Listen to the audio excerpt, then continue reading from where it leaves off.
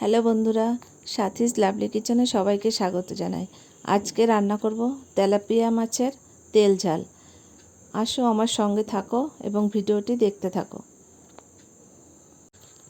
কেটে ধুয়ে 3 piece tilapia মাছ নিয়ে নিয়েছি।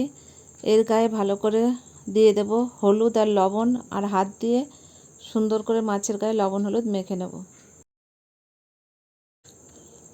গ্যাসে একটা প্যানে সর্ষের তেল গরম হয়ে গেছে। এখন মাছগুলো এক এক করে সব দিয়ে দেবো কড়াইতে।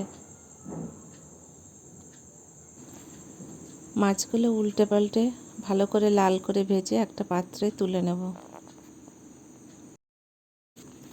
এই মাছ ভাজা তেলের ভিতর ফোড়নে দিয়ে দেবো একটা শুকনো লঙ্কা, তেজপাতা আর গোটা জিরে। এইটাকে একটু নাড়াচাড়া করে অল্প করে ভেজে নেব।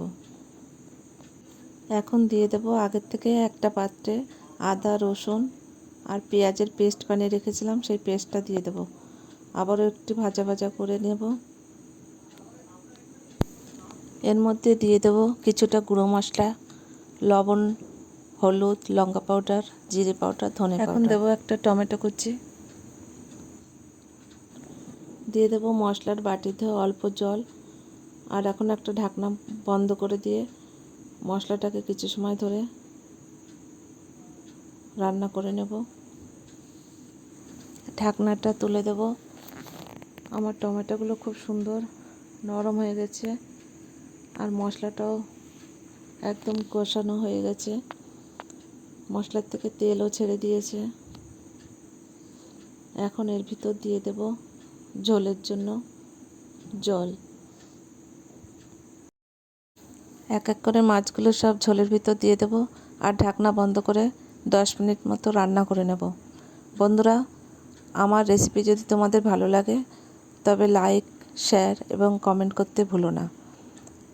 আমার রান্নাটা হয়ে গেছে প্রায়, এবার ঢাকনাটা খুলে নিয়েছি। মাছগুলোকে একটু উল্টে পাল্টে দেব।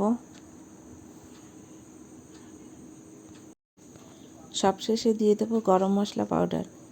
বন্ধুরা, তোমরা একবার বাড়িতে এইভাবে রান্না করে খেয়ে দেখো, খুবই সুন্দর লাগবে রেসিপিটা। আমার তো খুবই ভালো লেগেছিল, আর মাছটাও ছিল খুবই টেস্টি।